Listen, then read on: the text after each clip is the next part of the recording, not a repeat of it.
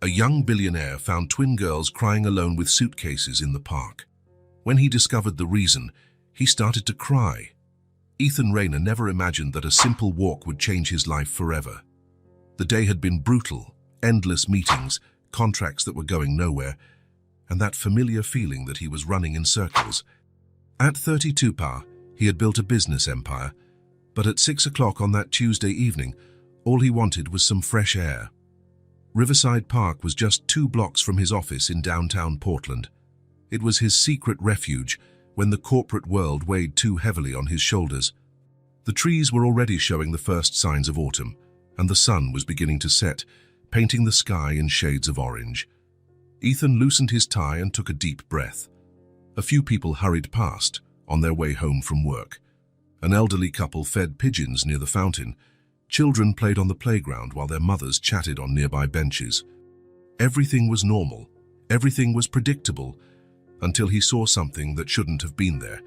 On the farthest bench, almost hidden behind a large tree, 2 little girls were sitting alone. They had light brown hair and looked to be the same age, perhaps 5 years old. 2 small pink suitcases stood beside them, as if they were waiting for a bus that would never arrive. Ethan stopped walking. Something was wrong with that scene. The girls' clothes were dirty, wrinkled. They weren't playing, not talking. They just stared ahead with a sadness that children their age shouldn't know. For a moment, he hesitated. It wasn't his business. Their parents were probably nearby, but then one of the girls turned in his direction, and their eyes met. They were large, dark, and carried a weariness that broke his heart. Ethan approached slowly, like someone trying not to startle a wounded animal.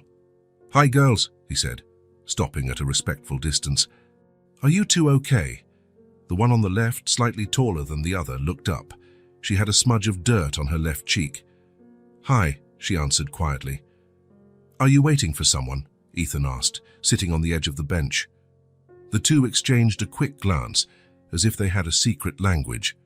"Their mommy went to get food," said the first girl, adjusting her pink suitcase. "She told us to wait here." "When did she leave?" Ethan tried to keep his voice casual, but a growing concern was starting to form in his chest. The second girl, who had been silent until then, held up 4 dirty little fingers. "It's been 4 days," she murmured. The world seemed to stop around Ethan. For a moment, he thought he had misunderstood. 40 days, he repeated, his voice coming out weaker than he intended. "Uh-huh," the first girl confirmed with devastating naturalness. "On Monday, she left early in the morning. She said she was going to find work and food for us. She told us to wait right here. And you've been here, alone, this whole time." "We take turns," she explained, as if it were the most natural thing in the world. "One sleeps, the other keeps watch. Mommy always said to never leave the suitcases alone because they have all our things." Ethan felt something shatter inside his chest. His throat tightened. His eyes began to burn. "And where did you sleep? How?" "There's a little spot behind that tree," the second girl pointed timidly. "We gather leaves to make it softer, and when it rains, we hide under the bench." A tear ran down Ethan's face before he could stop it. Then another and another. 2 5-year-old children, 4 days. Sleeping in the open, alone, waiting for a mother who wasn't coming back. And they did it with an obedience and trust that would break the heart of any minimally human person. "You're crying," the first girl observed, tilting her head. Ethan wiped his face, but he couldn't stop the tears. "I'm sorry," he managed to say. "It's just, you're too little to be going through this." "Mommy cried sometimes too," the second girl said quietly. "She tried to hide it, but we could hear her." That only made Ethan cry more. He imagined a desperate mother, trying to be strong in front of her daughters, crying alone so as not to scare them. "What are your names?" he asked, wiping his face with his shirt sleeve. "I'm Mia," said the taller one. "And she's Hazel. We're twins." "It's nice to meet you. I'm Ethan." He held out his hand, and Mia shook it with small, cold fingers. "Are you hungry?" "Always," Hazel answered with brutal honesty. "When was the last time you ate?" The girls looked at each other. "Yesterday a lady brought a sandwich," said Mia. "But it was only one." We shared it. And before that? I don't really remember, Hazel murmured. Ethan closed his eyes for a second, trying to compose himself. When he opened them, his decision was made. How about I take you to get something to eat while we wait for your mom to come back? The girls hesitated. Mommy said not to leave here, Mia said, uncertain. I understand, but I'll leave a note right here on the bench saying where we are. If she comes back, she'll know where to find you. What do you think? Ethan took a business card from his pocket and wrote on the back, Mia and Hazel are with me. Ethan Rayner. We went to eat at Tony's Diner. We'll be back in an hour. Phone 503-555-0147. He placed the card right in the middle of the bench, securing it with a small stone so it wouldn't fly away. There. Now your mommy knows exactly where you are. Mia picked up her suitcase and helped Hazel with hers. They were too small to carry them properly, so Ethan took one in each hand. Do you know Tony's Diner? It's right around the corner. We've seen it, said Mia. It smells good. And it has colorful lights in the window, added Hazel. The diner was almost empty at that hour. Ethan chose a table near the window, from where they could see the park perfectly. The girls sat side by side, their legs dangling in the air, still holding each other's hands. So what would you like to eat? Hazel whispered something in Mia's ear. She wants to know how much it costs, Mia translated, embarrassed. It's on me today, Ethan said gently. You can order whatever you want, anything. Anything at all? Asked Mia, her eyes shining for the first time. For anything. When the waitress approached, the girls ordered pancakes with strawberries and hot chocolate. Ethan ordered only a coffee, realizing his appetite had completely disappeared. You can order more if you want, he said when the food arrived. But they ate slowly, savoring each bite as if it were their last meal in a long time. Mia automatically cut Hazel's strawberries into smaller pieces. Hazel offered half of her pancake to her sister, without being asked. You take good care of each other, Ethan commented. Mommy taught us, said Mia, wiping chocolate from Hazel's chin with a napkin. She said sisters always have to protect each other. She sounds like a good mom. She's the best in the whole world, Hazel said with conviction. She makes funny voices when she reads stories to us, and she sings when we can't sleep, added Mia. And when we get sick, she stays up all night taking care of us. And she gives the best hugs, Hazel continued. Really tight and warm. Ethan felt the tears returning. A mother who loved her daughters so much wouldn't abandon them in the park. Something must have happened. She must be looking for a job, Mia said, as if trying to convince herself. Sometimes it just takes a while. She'll come back, Hazel said quietly. She promised. When they finished eating, Ethan asked for more food to be packed to go, sandwiches, fruit, cookies, just in case their mother took longer to show up. They returned to the park while there was still a bit of daylight. The girls ran ahead, anxious, but stopped abruptly when they saw the bench was exactly as they had left it.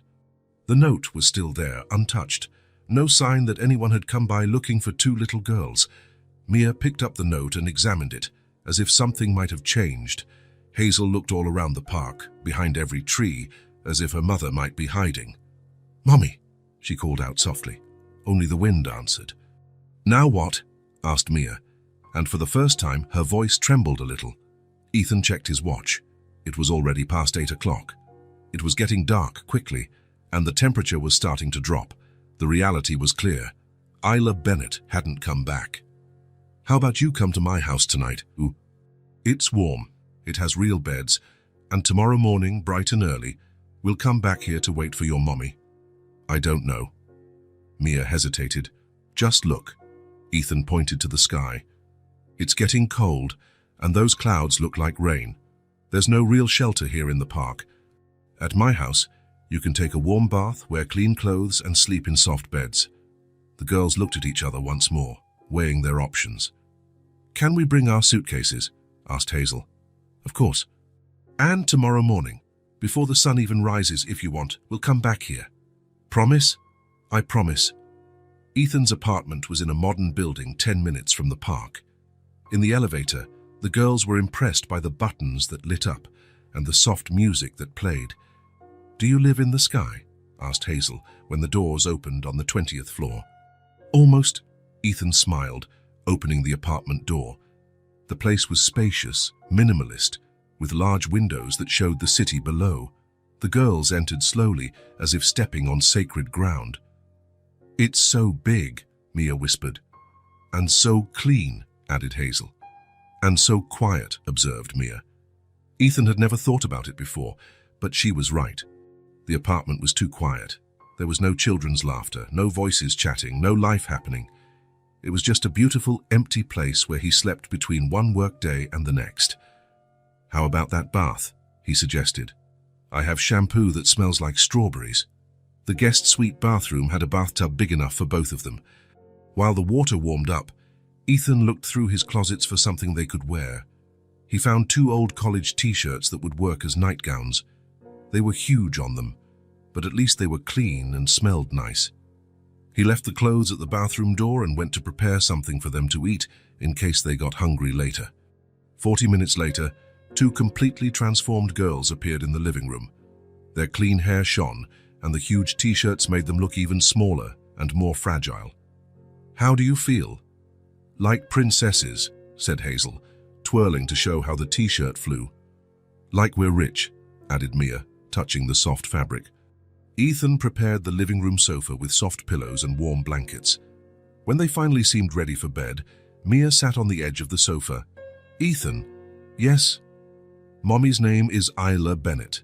She has dark hair and sad eyes, but she's very pretty when she smiles." Ethan grabbed a notepad from the coffee table and carefully wrote it down. "Does she have anything else that makes her special? Any marks and scars?" "She has a small scar on her chin," said Hazel, "from when she fell off her bike when she was little like us." "And she wears a silver ring with a blue stone," added Mia. "She said it was from Grandma, who already died." Ethan wrote everything down. When he finished, he looked at the 2 girls who now seemed more relaxed. "I'm going to find your mommy," he said quietly. "I don't know how or when, but I will find her." "Do you really promise?" asked Mia. "I promise." Hazel had already fallen asleep, breathing softly. Mia was fighting sleep, as if afraid that if she closed her eyes, everything would turn into a bad dream. "You can sleep," Ethan whispered. "I'll stay here." And he stayed. He sat in the armchair near the sofa and watched the 2 girls sleep. As the city fell asleep outside, he picked up his phone and sent a message to his personal assistant. "Sarah, I need you to hire the best private investigator in Portland, first thing tomorrow morning. It's urgent." Then he opened his laptop and started searching. Isla Bennett, young woman, dark hair, scar on her chin, silver ring with a blue stone. 2 5-year-old twin daughters. Something had happened to her. Women didn't abandon daughters they loved so much like this. "I'm going to find you, Isla," he murmured to himself. "They still believe. And now, so do I." The next morning, Ethan woke up determined. He had spent the night thinking about how Isla had disappeared and concluded that he needed to retrace her exact steps. Someone must have seen something. "Today we're going back to the park," he announced to Mia and Hazel during breakfast. "We're going to talk to the people who work around there." They arrived at the park at 9 in the morning. Ethan looked around, planning his strategy. There was a hot dog cart at the entrance, a newsstand on the corner, and a few street vendors scattered around the area. "Let's start there," he said, pointing to the hot dog cart. The vendor was a middle-aged man with a graying mustache, who clearly knew all the regular park-goers. "Excuse me," Ethan approached. "Can I ask you a question?" "Of course, what can I do for you?" "I'm looking for a woman who disappeared a few days ago. She has dark hair, about 25 years old, and was with 2 little girls." Ethan pointed to Mia and Hazel. "Them." The man looked at the girls, then at Ethan, confused. "These girls, I've never seen them before in my life." "Are you sure?" "They spent several days here in the park alone." "Look, I work here every day from 7 in the morning to 6 in the evening. If 2 kids had been hanging around here, I would have noticed." Ethan felt the first sign of frustration. "And their mother, a young, pretty woman, black hair." The vendor shook his head.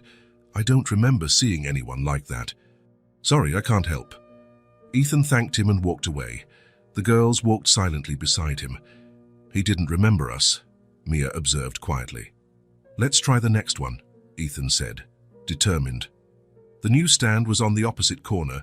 The owner was younger, wore glasses, and had an attentive way about him, like someone who watches the street traffic. "Good morning," Ethan greeted. "Have you worked here long?" "About 3 years. Why?" "I'm looking for a woman who disappeared. Dark hair, young, was with 2 little daughters." Once again, he pointed to the girls.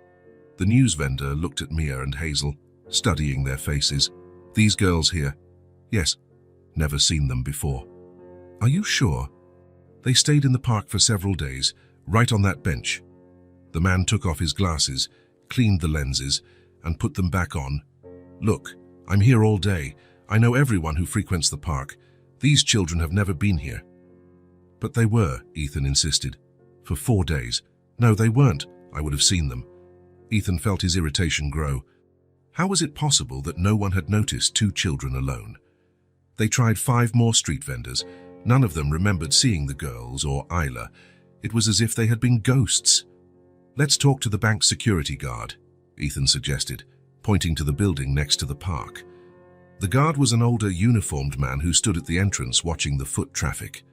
"Excuse me, sir, may I ask a question?" "Go ahead." "I'm looking for a woman who disappeared a few days ago.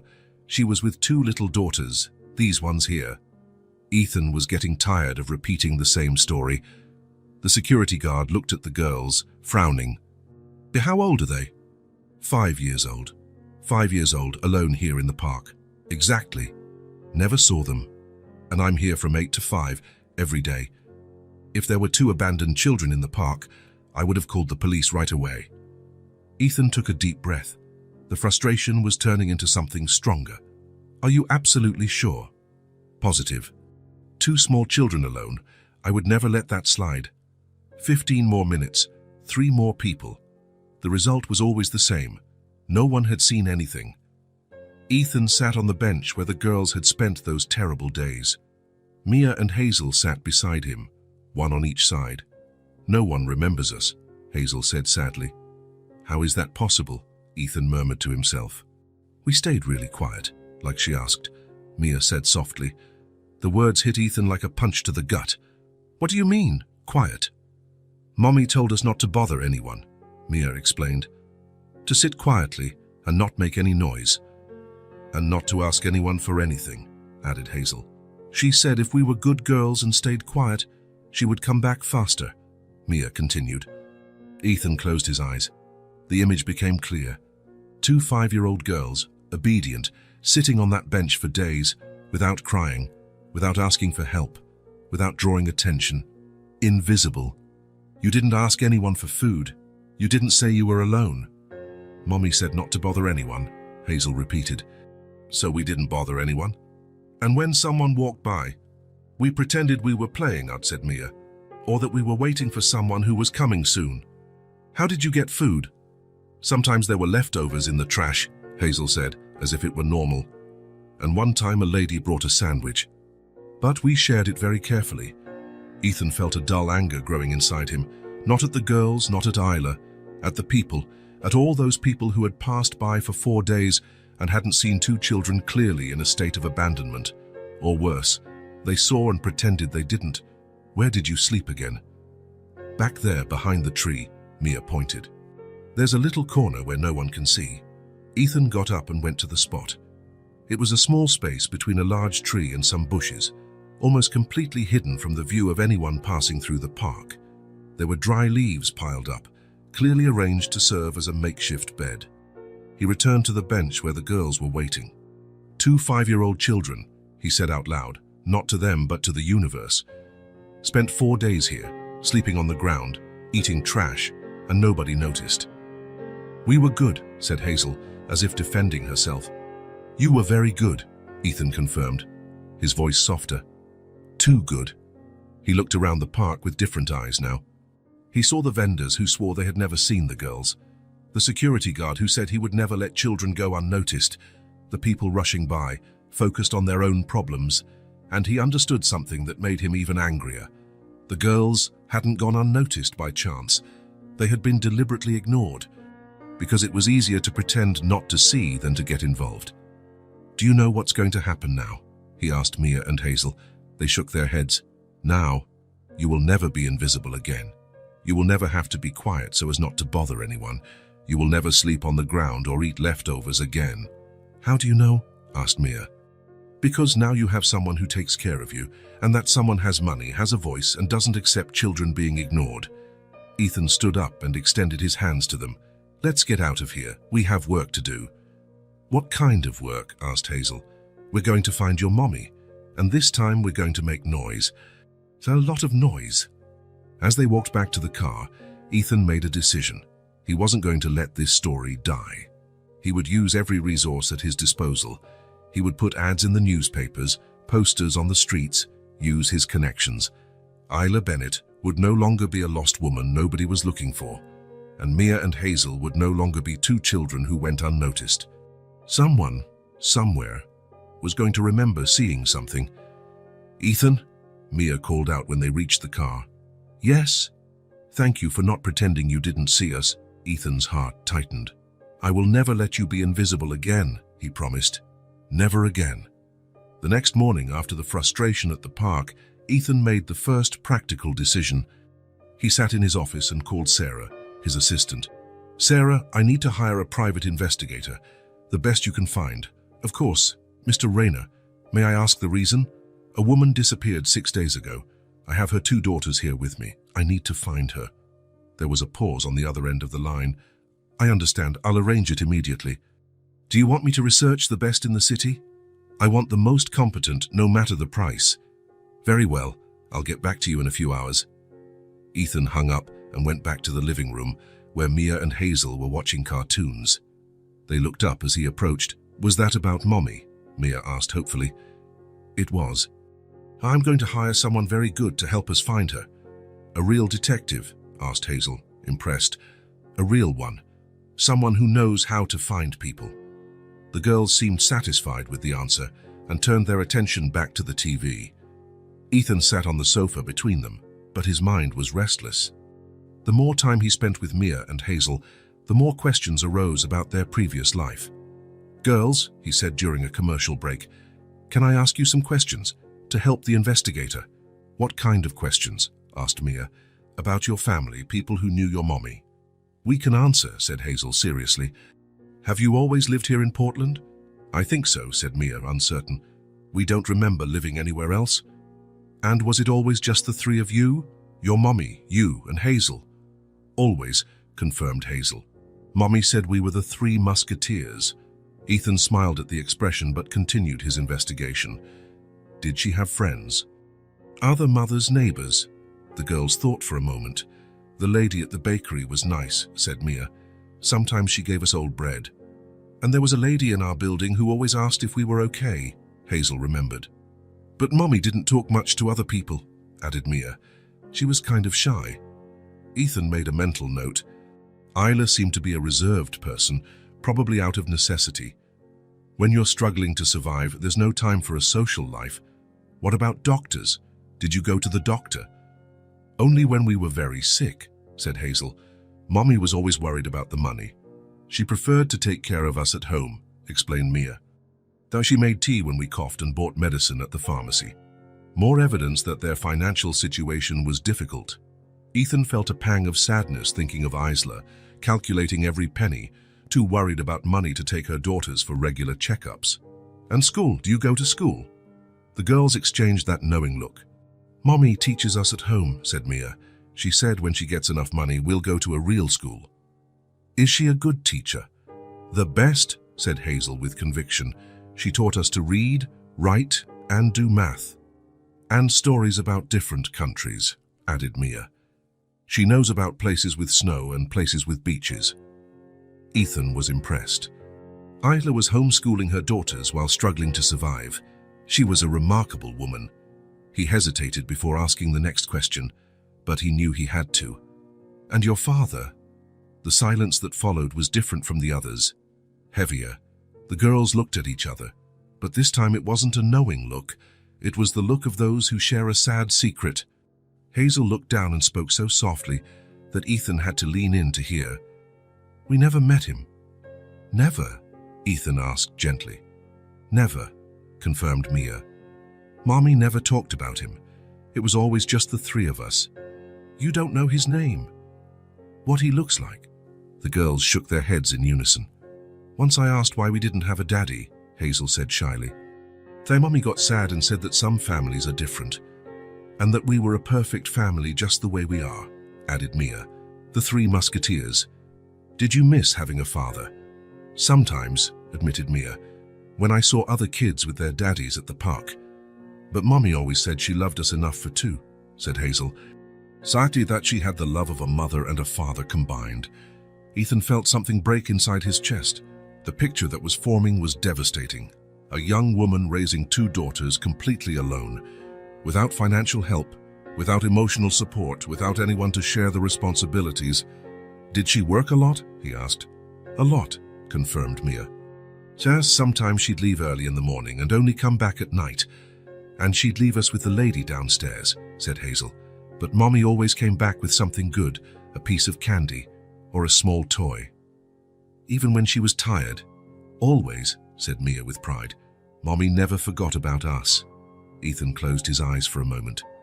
Isla worked all day, probably in strenuous, low-paying jobs, and still came home with small gifts for her daughters, love in its purest form.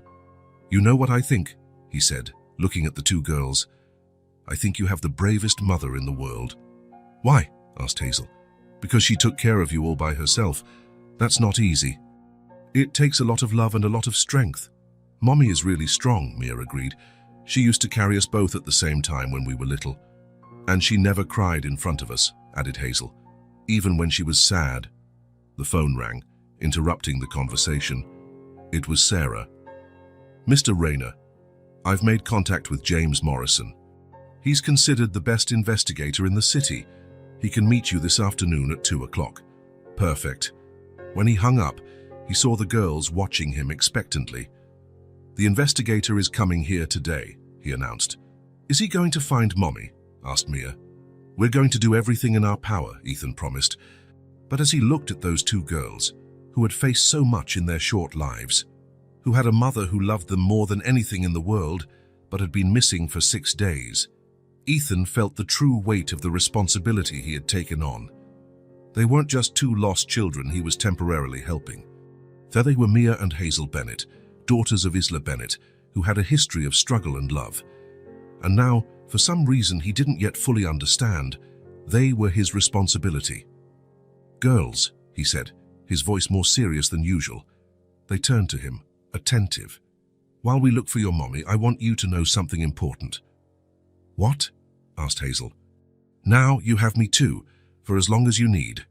Mia tilted her head, as if processing the meaning of his words. Like a borrowed dad? She asked. Ethan felt his throat tighten, like someone who cares about you, someone who will take care of you, someone who won't let anything bad happen. Hazel came closer and placed her small hand on his. Thank you, Ethan. Thank you for not leaving us alone, added Mia. In that moment, looking at those two brave girls who had survived things no child should ever face, Ethan understood that his life had changed forever. It didn't matter what the investigator discovered. It didn't matter how long it took to find Isla. Mia and Hazel Bennett were now part of his story, and he would do anything to protect them. Ethan woke to a sound that shouldn't exist at that time of night. 3:15 in the morning, according to the digital clock that glowed in the dark. Sobs, quiet but unmistakable. He had fallen asleep in the armchair again after staying up late organizing the information for the investigator who would be coming the next morning. His neck ached from the bad position, but that didn't matter now. The girls were awake. Ethan stood up slowly, trying not to make a sound, and approached the sofa. In the dim light, he could see two small silhouettes sitting up, hugging each other. Mia, Hazel, he whispered. The sobs stopped for an instant. Then Mia lifted her head. Ethan? Her voice was choked with tears. I'm here. What happened? He turned on the dimmest lamp in the room, creating a soft light that wouldn't hurt their eyes. The two girls were sitting in the middle of the sofa, still wearing the huge t-shirts that served as pajamas, their hair messy, their eyes red from crying. We had a bad dream, said Hazel, her voice barely a whisper. Ethan sat on the edge of the sofa, keeping a respectful distance. Do you want to tell me about the dream? Mia wiped her nose on her t-shirt sleeve. We dreamed that she was never coming back, she said, the words coming out between sobs she was trying to control. That Mommy was going away forever and would forget about us, Hazel continued, snuggling closer to her sister. Ethan's heart ached. It was their deepest fear, the terror they had probably carried since they woke up that first day in the park and realized their mother wasn't there. It was just a dream, he said gently. Nightmares sometimes feel real, but they're not. But what if it is real? Asked Mia, her big eyes shining with unshed tears. What if she really doesn't come back? We miss Mommy so much, said Hazel, her voice breaking. So much. And then the floodgates opened. The two girls began to cry for real, not the contained sobs from before, but the deep weeping of children who had held everything in for too long. Ethan felt something shatter in his chest. For the past few days, Mia and Hazel had been so brave, so mature for their age. They had accepted the situation with a resignation that impressed him. But now, in the darkness of the early morning, when their defenses were down, the real pain emerged. They were just 5-year-old children who wanted their mother. Without a second thought, Ethan got off the sofa and sat on the floor in front of them, at their eye level. Come here, he said softly, opening his arms. Mia was the first to move, sliding off the sofa and straight into his lap. Hazel followed immediately, settling on the other side. Ethan wrapped them in his arms and let them cry. I know you miss her, he murmured, stroking their messy hair. It's normal to miss her. It shows how much you love her. But it hurts so much, Mia sobbed against his chest. I know it hurts. Missing someone really hurts. What if she's lost? Asked Hazel. What if she can't find her way back? Ethan took a deep breath before answering. He couldn't make promises he might not be able to keep, but he had to give them hope. Listen, he said, pulling back a little so he could look into their eyes. He held one of each of their hands. To mothers like yours, don't give up. She didn't leave because she wanted to. Something happened and now she's trying to get back to you. How do you know? Asked Mia, sniffling. Because I've seen how she raised you. You told me about her love, about how she took care of you, about how she always came home from work with something special. Mothers like that don't abandon their daughters. But it's been a week, Hazel said sadly. Sometimes things take longer than we want, Ethan explained, but that doesn't mean she's stopped trying. He squeezed their little hands. And you know what else? She's still trying to come back. In the meantime, I'm here with you. Promise you won't leave too? Asked Mia, her eyes still full of tears. I promise I won't leave you alone. Not even if it takes a long time for her to come back, Hazel insisted. So not even if it takes a long time. The girls looked at each other, that silent communication that only twins have, and something seemed to calm within them. You're very nice, Mia said quietly. Mommy would like you, added Hazel. I would like to meet her too. They stayed like that for a while, sitting on the living room floor, Ethan holding the two girls as they finally relaxed. Their breathing became calmer, more regular. Are you sleepy? He asked after a few minutes. A little, admitted Mia. But what if the nightmare comes back? Asked Hazel, worried. Go then, you call me and I'll come running. You can call me as many times as you need, even in the middle of the night, especially in the middle of the night. Ethan helped them get settled on the sofa again, arranging the blankets around them. But when he went to stand up, Mia held his hand. Can you stay close by? Of course. He settled on the floor, leaning against the sofa, where they could touch him if they needed to. In a few minutes, they were both asleep again, but this time, not alone. Mia had one hand resting on his shoulder. Hazel had turned on her side and her small hand rested on his arm. They slept leaning against him, confident that he would be there if they woke up. Ethan stayed there, uncomfortable on the floor, but without moving an inch. He watched the two girls sleep, their soft, synchronized breaths, their faces finally relaxed. And for the first time in a long time, perhaps for the first time in his life, he felt truly needed. Not as a successful businessman who solved complex problems, not as someone with money and influence, but as a person who mattered to other people, as someone whose presence made a real difference in someone's life. Two 5-year-old girls needed him. They trusted him. They slept leaning against him because they felt safe by his side. It was a terrifying responsibility, and at the same time, the most rewarding feeling he had ever experienced. He looked up at the ceiling, thinking of Isla Bennett, wherever she was. "Your daughters are incredible," he thought. "Brave, loving, loyal. You did an extraordinary job raising them, and I swear I will take care of them until you come back. They will never feel abandoned or alone again. And when you come back, because I believe you will come back, you will find your daughters safe and loved." The first light of morning began to filter through the windows, finding Ethan still on the floor, still watching over the sleep of the two girls who had changed his life forever. A week had passed since that difficult night, and something had changed in Ethan's apartment. It wasn't just the childish voices echoing through the hallways or the makeshift toys scattered around the living room. It was something more subtle, more profound. It was the feeling that this place finally had life. The mornings began to follow a natural routine. Ethan would wake up before the girls and prepare breakfast, setting 3 plates on the table instead of the solitary one he had used for years. When Mia and Hazel appeared in the kitchen, their hair messy and still sleepy, their first stop was always a hug from him. "Good morning, Ethan," Mia would murmur, snuggling into his right side. "Good morning," Hazel would whisper, occupying the left side.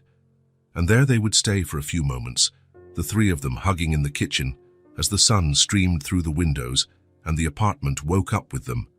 "What are we going to do today?" one of them would always ask. "Whatever you want," Ethan would always reply. And they discovered they wanted simple things. Mia liked to help in the kitchen, always curious about how things were made. Hazel preferred to arrange the sofa cushions in different ways, creating little nests where she could curl up to read. It was Mia who suggested drawing on the wall. "You can't," said Hazel, shocked at her sister's suggestion. "Mommy always said you can't draw on the wall." "But this is Ethan's wall," Mia argued. "He can let us." Ethan looked at the white, immaculate wall of the living room, then at Mia's hopeful eyes. "You know what I think? I think this wall is very boring." "Really?" asked Hazel, still uncertain. "Really? How about we make a beautiful mural?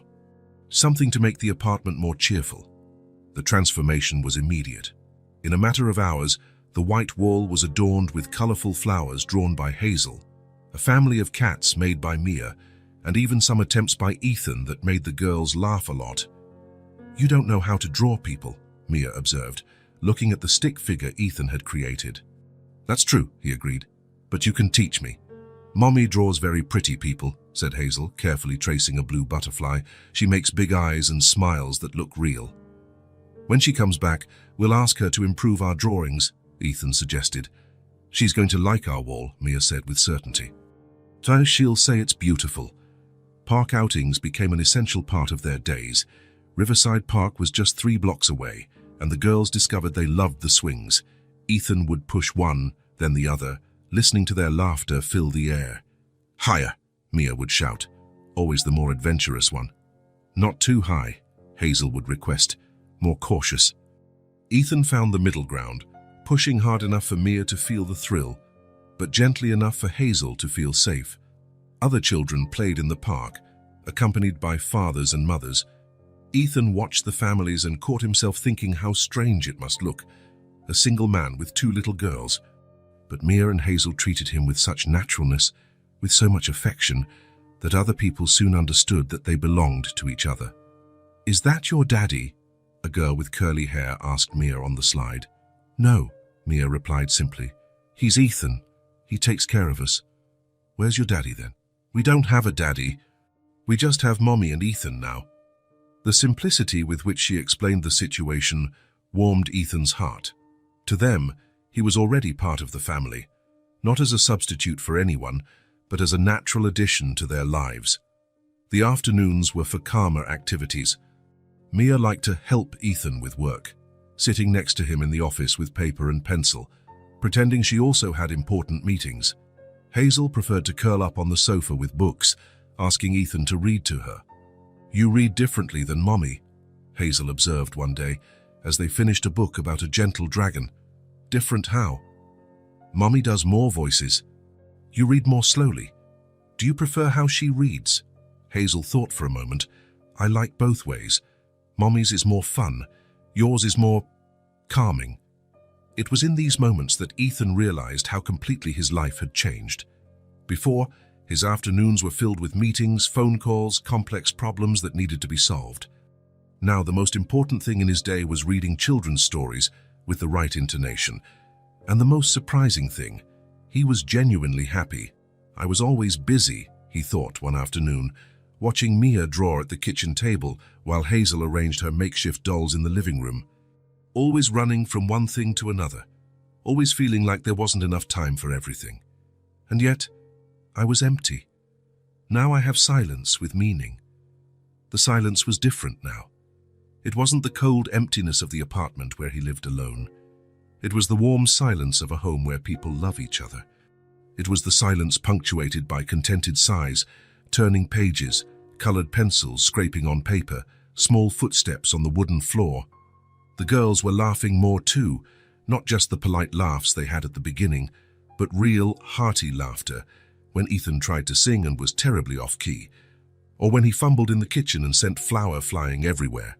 "You're unintentionally funny," said Mia after he had tried to make pancakes and ended up with the kitchen looking like a war zone. "That's the best kind of funny," added Hazel, licking raw batter off her finger, and Ethan found himself smiling. Not the forced smile of business meetings or the polite smile of social events. It was a real smile, one that came from within, that appeared on his face without him realizing it. One morning, while preparing breakfast, he started humming a song he didn't even know he knew.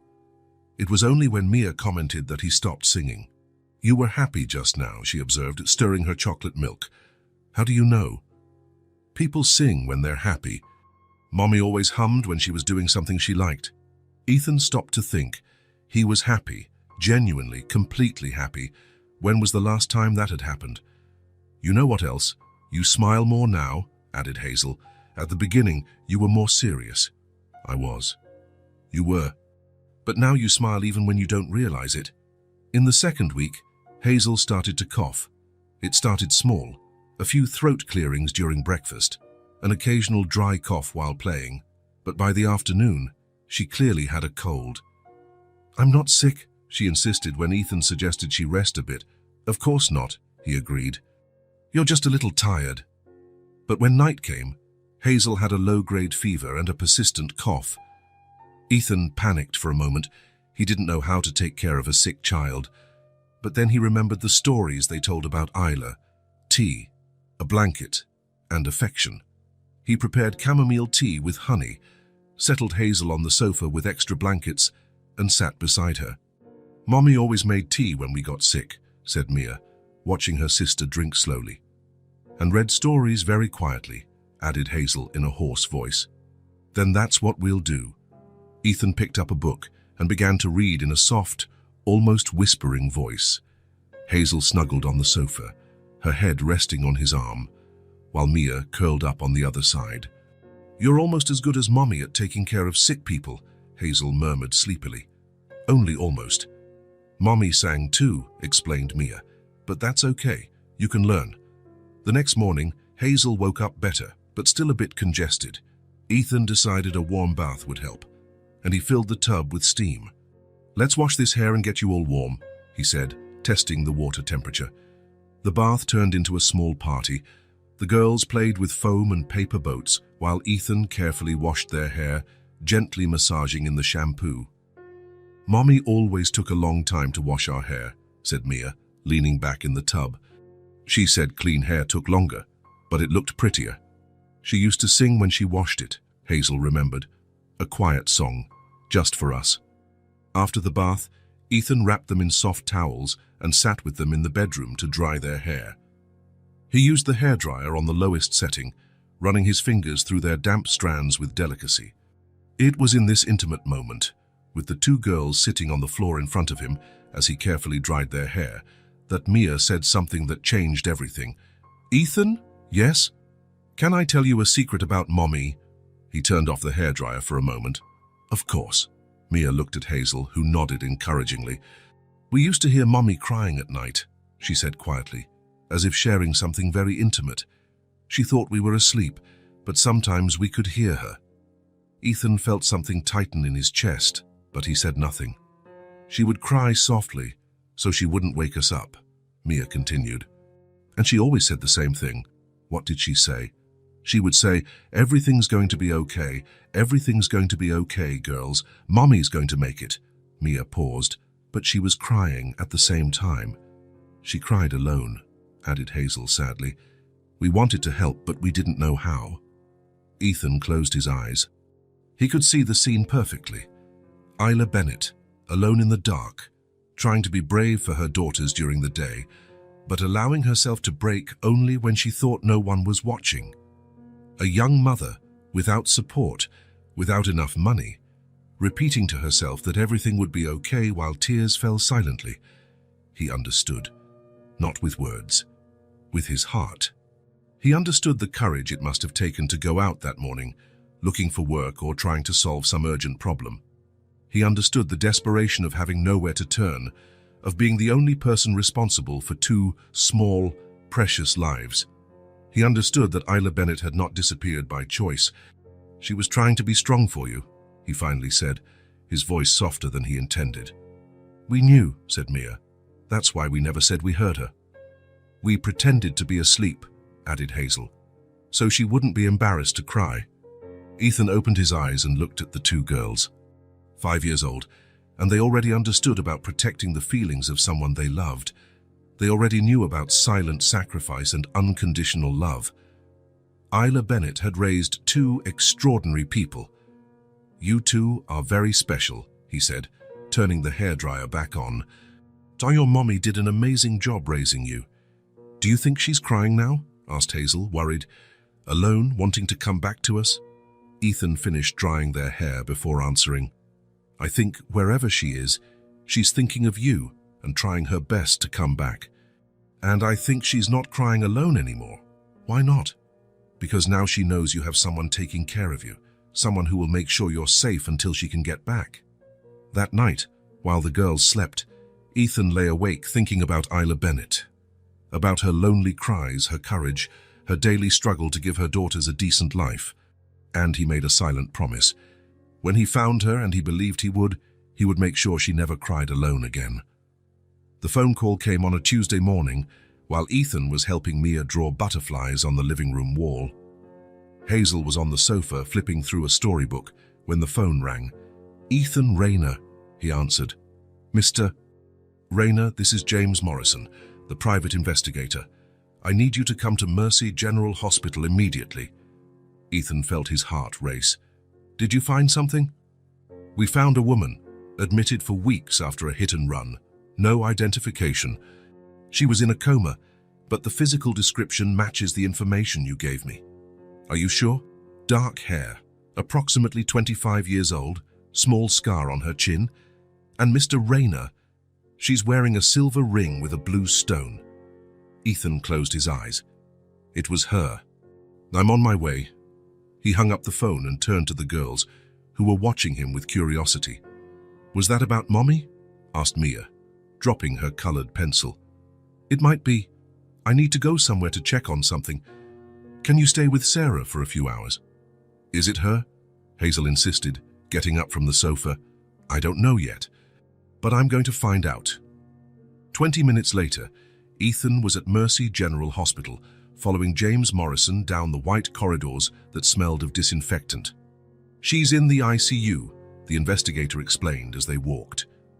"She was hit by a car 3 weeks ago on a Monday morning. The driver fled the scene. She was unconscious when the ambulance arrived. No purse, no ID." 3 weeks, Ethan repeated. "Exactly when Isla disappeared." "Exactly. That's why we believe it's her." They stopped in front of a glass door. Morrison pointed inside. "Is that her?" Ethan looked through the glass and felt the world stop. She was there. Thin, pale, connected to machines that monitored her vital signs. But she was unmistakably the woman Mia and Hazel had described with so much affection. Dark hair spread across the pillow, the delicate face the girls had inherited, and yes, a small scar on her chin.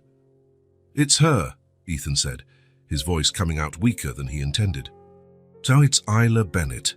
Morrison made some notes. I'll arrange for the official identification. Do you want to go in?" Ethan nodded, unable to tear his eyes away from the woman in the bed. The nurse in charge of the ICU was a middle-aged woman with a motherly demeanor. "Is she a relative of yours?" she asked when Ethan identified himself. "No.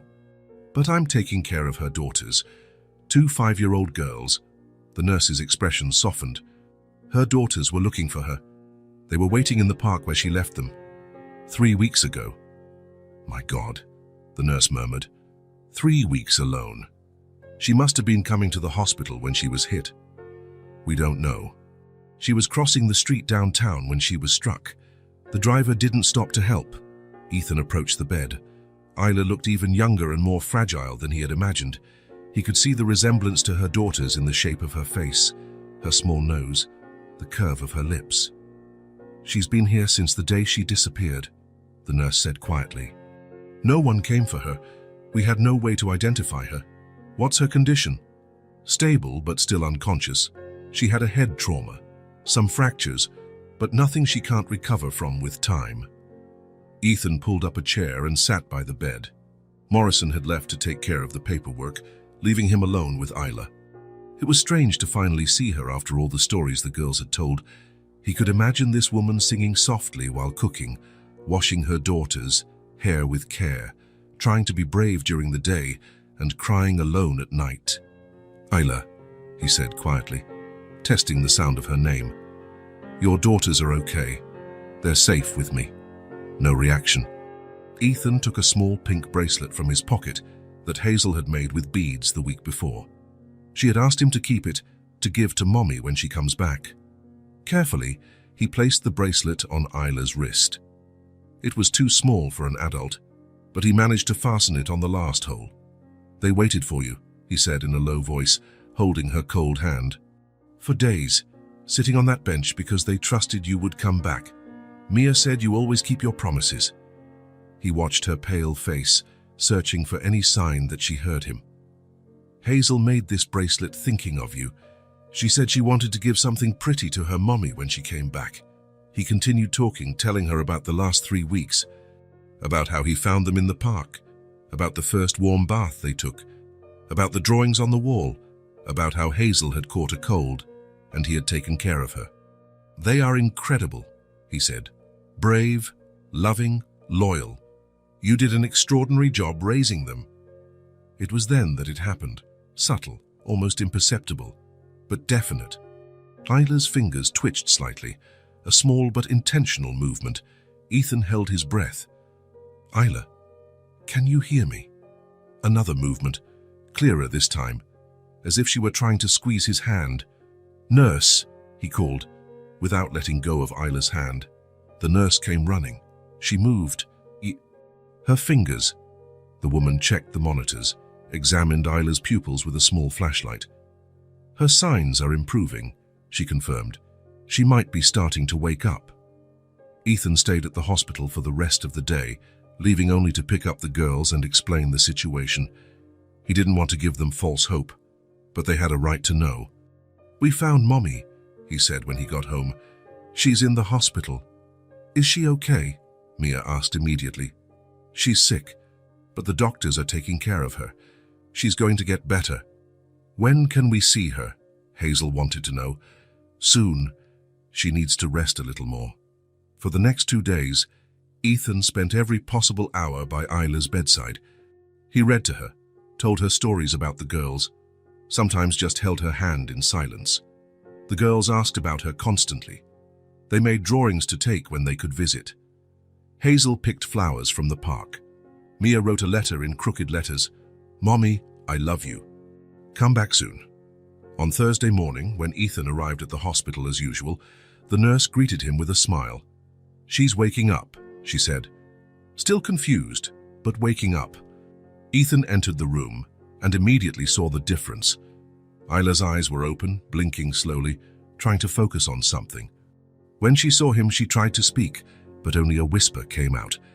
"My daughters," she managed to say, her voice hoarse from the intubation. "Where are my daughters?" Ethan approached the bed, his heart pounding. "With me," he said gently. "Safe, They never stopped believing in you. Isla tried to sit up, but she was still too weak. Are they? Okay. They're great. Mia and Hazel are great. They're eating well, sleeping well, playing. They're waiting to see you. Tears began to stream down Isla's face. 3 weeks, she murmured. I left them for 3 weeks. You didn't leave them. You were hit by a car. You were unconscious. They must be furious with me. They're relieved. They knew you wouldn't abandon them by choice. Ethan spent the next few minutes explaining what had happened, how he found them, how he had cared for them. Isla listened with wide eyes, sometimes smiling through her tears when he told her about the drawings on the wall or about Hazel arranging the sofa cushions. You took care of my girls, she finally said. They took care of themselves. I just made sure they were safe. How can I thank you? By getting well for them. The doctor ran some tests and allowed short visits. Ethan went to get the girls, who bounced with anxiety the entire car ride. Will she recognize us? Asked Hazel. She might be a little different because of the medicine, Ethan explained. But she's your mommy. When they arrived at the hospital, the girls carried their gifts, Hazel with the flowers from the park, Mia with a colorful drawing of a family of 3 holding hands. You can go in, said the nurse, but only for a few minutes. Ethan opened the room door and let the girls enter first. Isla was more awake now, propped up on pillows. When she saw her daughters, her face lit up in a way Ethan had never seen in anyone. Mommy, Mia shouted, running to the bed. You're back. Ethan took care of us every day, said Hazel, more cautiously, but with her eyes shining with happiness. Isla extended her arms, and the 2 girls snuggled into her carefully, avoiding the wires and machines. The hug that followed was the most beautiful Ethan had ever witnessed. Isla kissed the tops of her daughters' heads, whispering words of love and apology. The girls clung to her as if they would never let go. I missed you so much, Isla cried. So much. We did too, said Mia, her face buried in her mother's neck. But Ethan said you would come back. And you did, added Hazel, just like he promised. The silence of that hug spoke more than any words. It was the sound of a family reuniting, of a love that had withstood separation, of promises kept and hopes realized. Ethan stepped back a bit, giving them privacy, but Isla called him over. Ethan. He approached the bed. Thank you, she said, the simple words carrying immense weight. Thank you for taking care of what I love most in the world. It was an honor, he replied sincerely. Isla looked at her daughters, then at him, and Ethan saw in her eyes the same fierce determination he had learned to recognize in Mia and Hazel. I'm going to get well, she said with conviction. I'm going to get well for them. I know you will. And in that moment, watching Isla embraced by her daughters, seeing the light return to Mia and Hazel's eyes, Ethan knew he had been part of something much bigger than just caring for 2 lost children. He had helped keep a family together. He had been part of a small, perfect miracle. And for the first time in a long time, he felt his life had a true purpose. 2 weeks later, on a sunny Friday morning, Dr. Mitchell entered Isla's room with a smile on his face. I have good news, Mrs. Bennett. You've been discharged. Isla was sitting on the edge of the bed, watching Mia and Hazel color in an activity book Ethan had brought. The girls now spent every afternoon at the hospital, and the room had transformed into a small family living room. Discharged? Isla repeated, as if she wasn't sure she had heard correctly. Your tests are great. Your recovery has exceeded our expectations. You'll still need physical therapy to strengthen your left arm and some follow-up appointments, but you can continue your treatment at home. That's wonderful, said Mia, dropping her colored pencil. Mommy's coming home. Isla's smile faltered for a moment. She looked at Ethan, who was sitting in the armchair by the window, and he immediately realized what she was thinking. Dr. Mitchell, Isla said hesitantly, how much time do I have to get things organized? Well, considering today is Friday, how about leaving on Monday? That gives you a weekend to prepare. When the doctor left, an uncomfortable silence filled the room. The girls continued coloring, oblivious to the tension, but Ethan could see the worry growing in Isla's eyes. Mommy, Hazel called, noticing the change in the atmosphere. Aren't you happy? I'm very happy, my love, Isla replied quickly, forcing a smile. It's just that Mommy needs to think about a few things. Ethan stood up from the armchair. Girls, how about you go to the cafeteria and get those cookies you like? Your mother and I need to talk about adult stuff. Can we? Mia asked Isla. Of course, but don't be long. When they were alone, Isla lowered her head and ran her hands through her hair. I have nowhere to go, she said quietly. The apartment where we lived, I was behind on rent when the accident happened. 5 weeks later, I'm sure it's no longer available. Ethan sat on the edge of the bed, keeping a respectful distance. And work? I cleaned houses, but they were odd jobs, nothing permanent. And now, after so long, she sighed. Who's going to hire someone who disappeared for over a month? Isla, I know what you're going to say, she interrupted him. That I'll find another apartment, another job, but with what money? I have no references, no security deposit to give a landlord. Ethan watched the desperation grow on her face. It was the same expression he imagined she had that morning, weeks ago, when she left to try to solve her financial problems. I have some savings set aside, Isla continued. Very little. Maybe enough for a cheap boarding house for a few weeks, until I can get myself organized. A boarding house? It's what I can afford. Mia and Hazel have slept in worse places. The thought of the girls in a cheap boarding house after everything they had been through made something revolt inside Ethan. What if I had a suggestion? Isla looked up. What kind of suggestion? Stay at my apartment, temporarily. Ethan, I can't.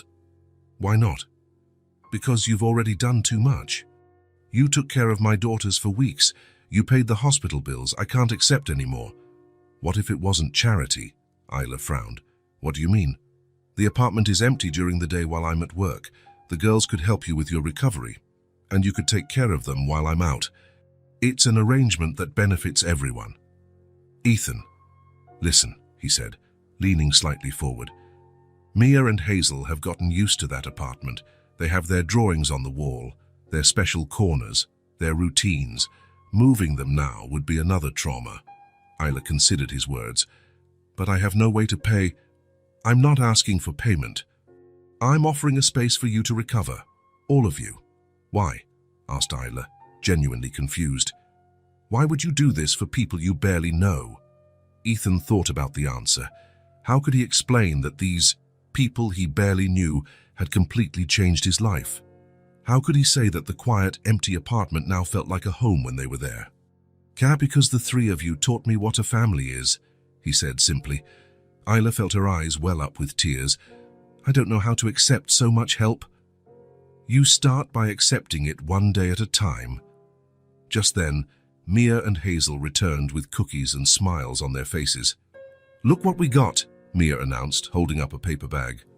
The lady at the cafeteria gave us extra because we're twins. And she said you're very pretty, Mommy, added Hazel. Ethan showed her a picture of us. You showed a picture of me to strangers, Isla asked, but she was smiling. It was to practice talking about you, Ethan explained. The girls wanted to make sure they knew how to describe their mother properly.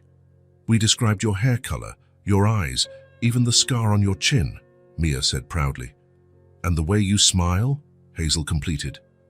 Isla looked at her daughters, then at Ethan, and something settled in her heart. Ethan, she said, your offer. Yes. Stay here. Until you recover. Take your time. You have this space. Isla blinked, confused. Sorry, I meant... Ethan blushed slightly. Stay there. At my apartment. Until you recover. Take your time. You all have that space. The silence that followed was different from the previous one. It was charged with emotion, not tension.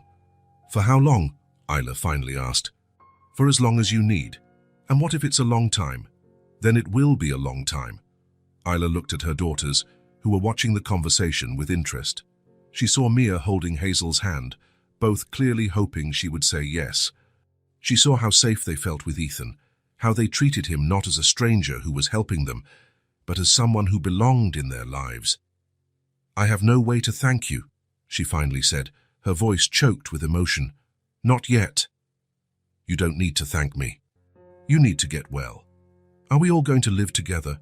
Asked Mia, no longer able to contain her curiosity.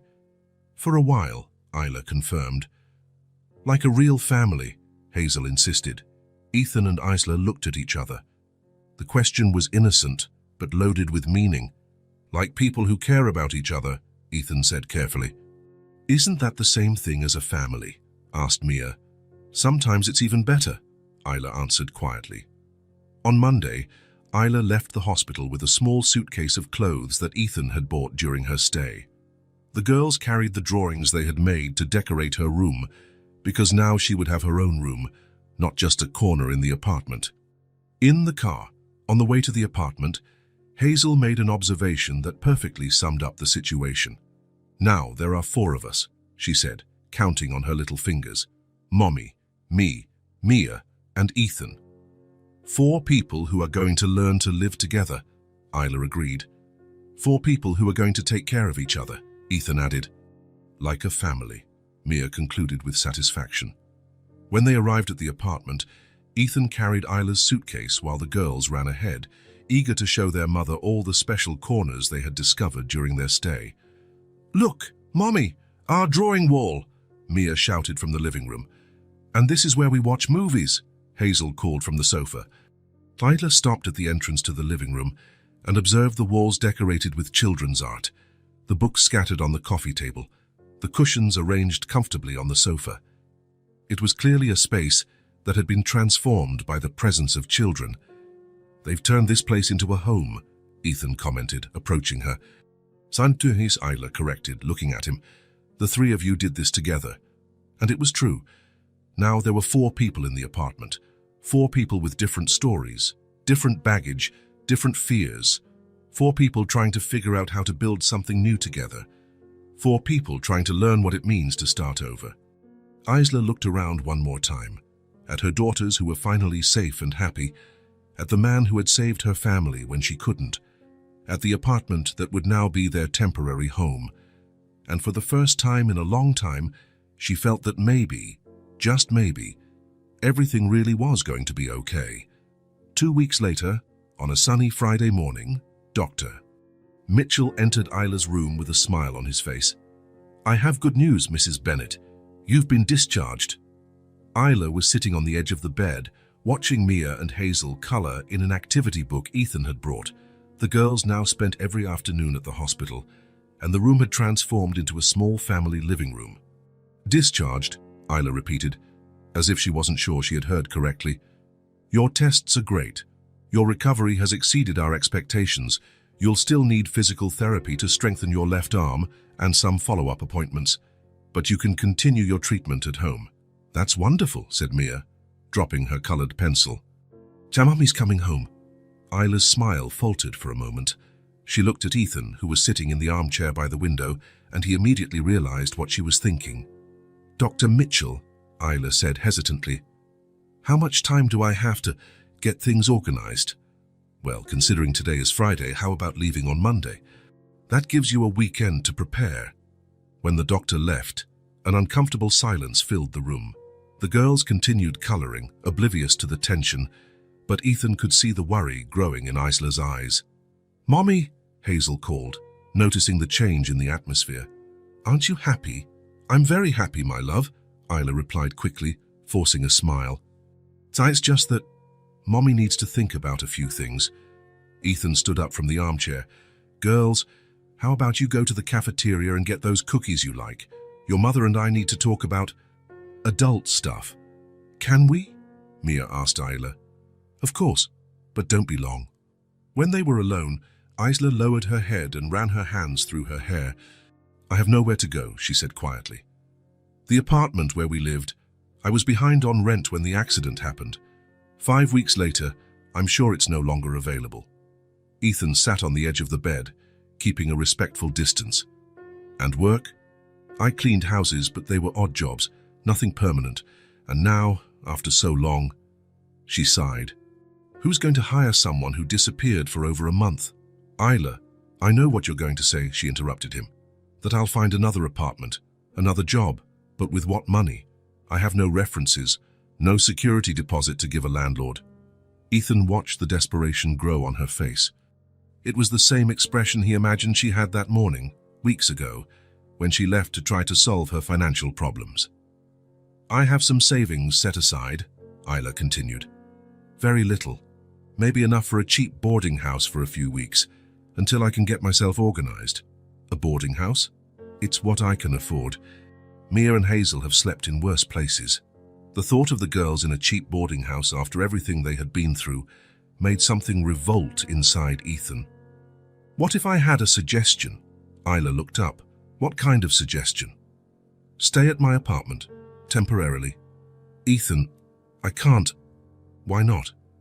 "Because you've already done too much. You took care of my daughters for weeks. You paid the hospital bills. I can't accept any more." "What if it wasn't charity?" Isla frowned. "What do you mean?" "The apartment is empty during the day while I'm at work. The girls could help you with your recovery, and you could take care of them while I'm out. It's an arrangement that benefits everyone." "Ethan, listen," he said, leaning slightly forward. "Mia and Hazel have gotten used to that apartment. They have their drawings on the wall, their special corners, their routines. Moving them now would be another trauma." Isla considered his words. "But I have no way to pay. I'm not asking for payment. I'm offering a space for you to recover, all of you." "Why?" asked Isla, genuinely confused. "Why would you do this for people you barely know?" Ethan thought about the answer. How could he explain that these people he barely knew had completely changed his life? How could he say that the quiet, empty apartment now felt like a home when they were there? "Sire, because the three of you taught me what a family is," he said simply. Isla felt her eyes well up with tears. "I don't know how to accept so much help." "You start by accepting it, one day at a time." Just then, Mia and Hazel returned with cookies and smiles on their faces.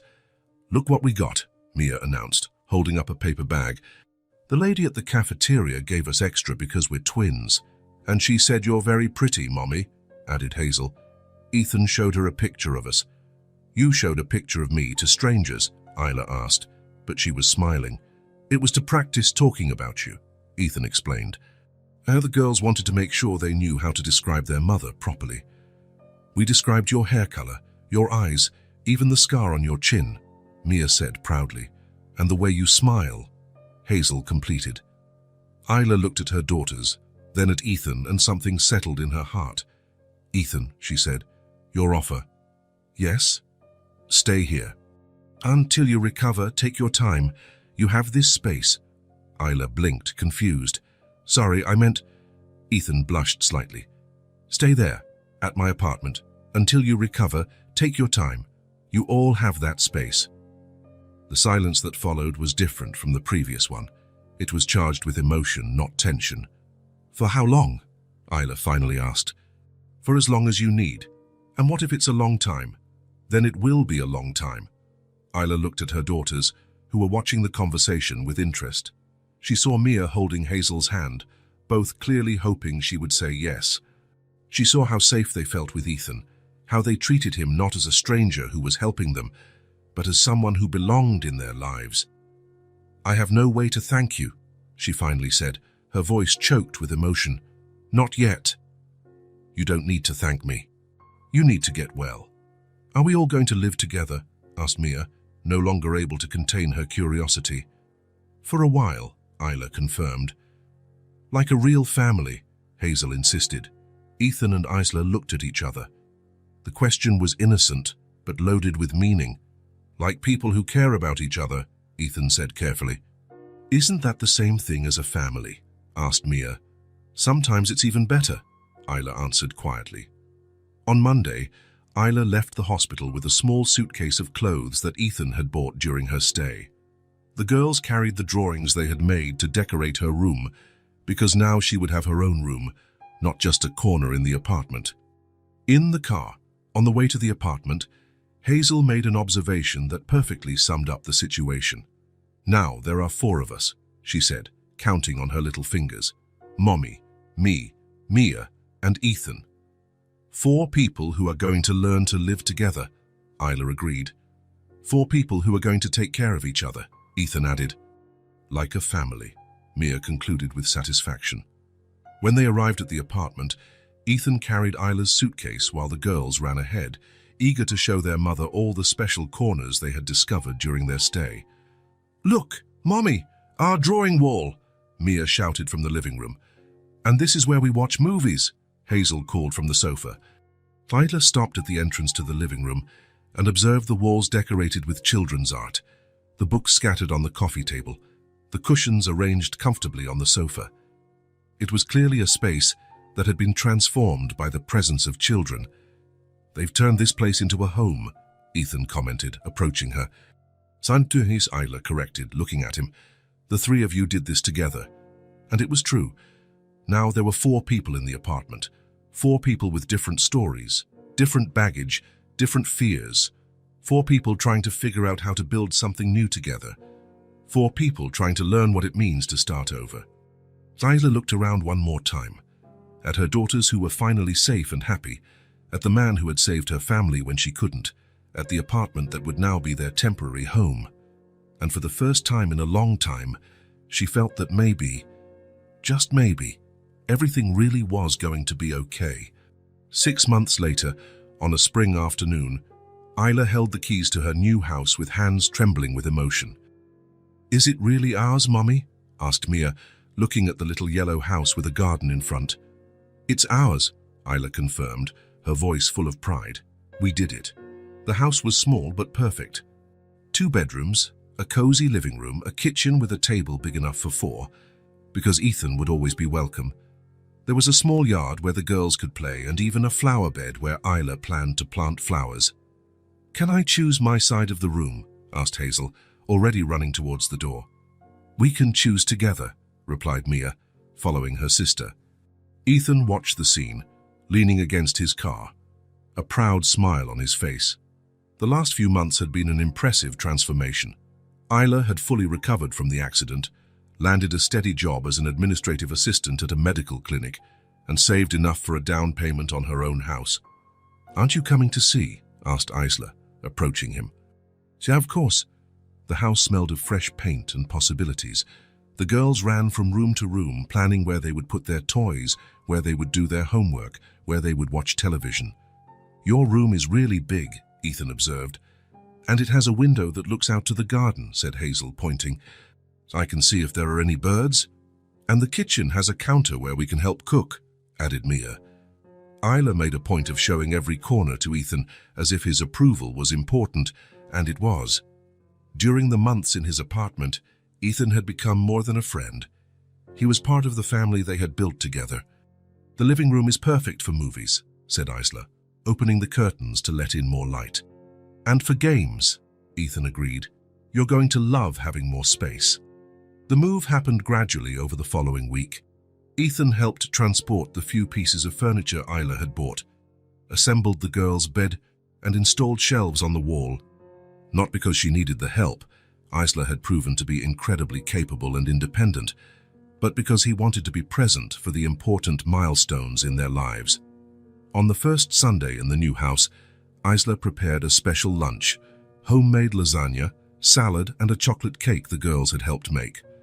The table was set for 4, as always. "So it's just like Sundays at your apartment," Mia observed, arranging the napkins. "Better," said Hazel, "because now it's our real house." During lunch, Ethan observed how they had transformed. Isla had a newfound confidence, a sparkle in her eyes that wasn't there when they first met. The girls were taller, more talkative, more self-assured. They made plans for the future, talked about school, about new friends they had made in the neighborhood. "Mrs. Rodriguez from next door said I can help in her garden," Hazel shared. "She has beautiful red roses."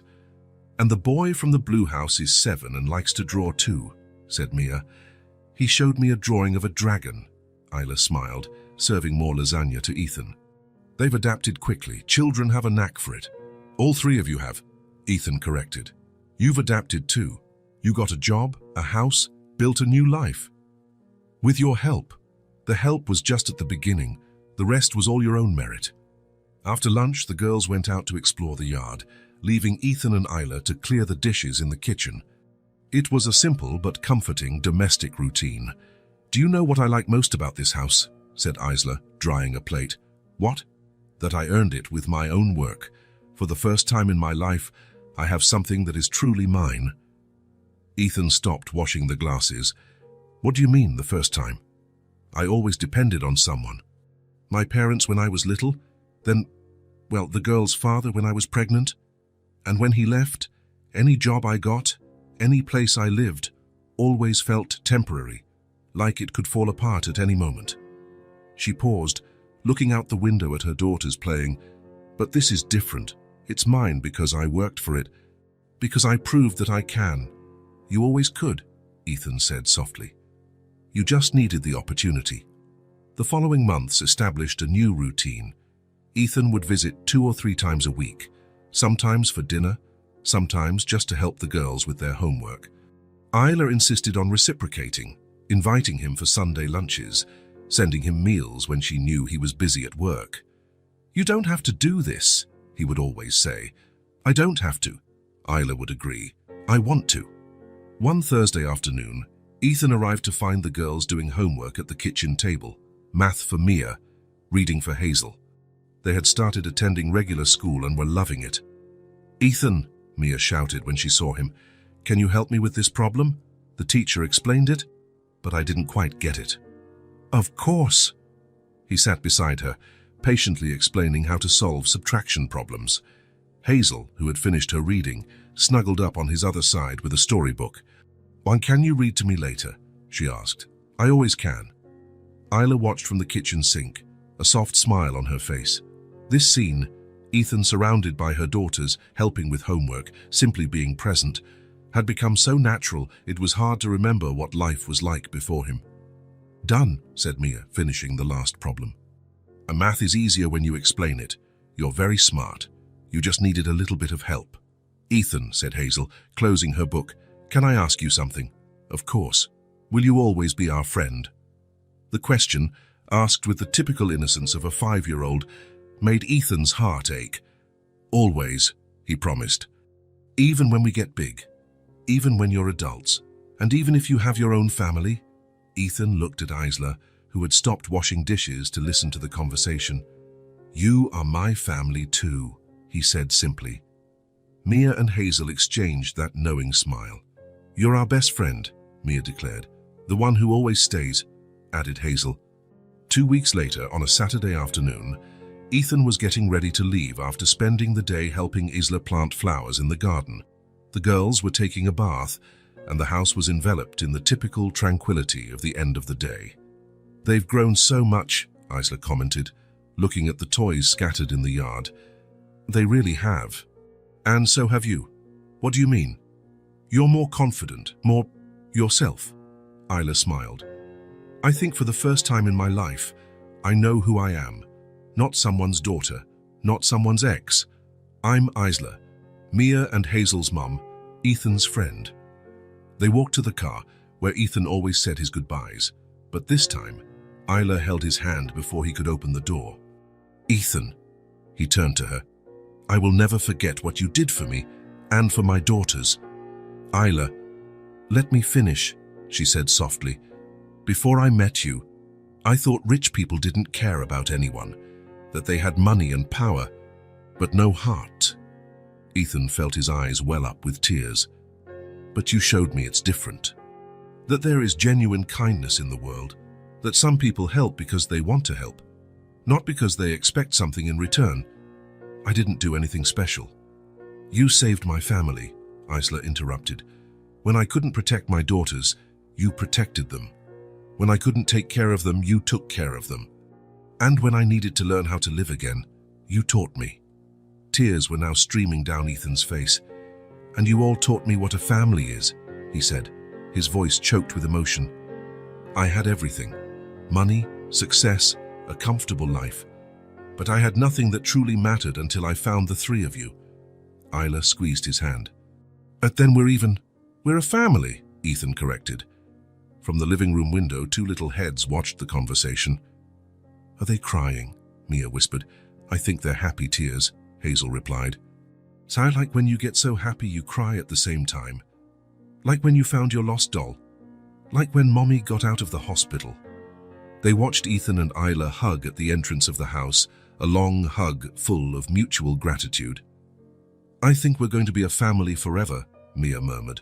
"I think so too," Hazel agreed.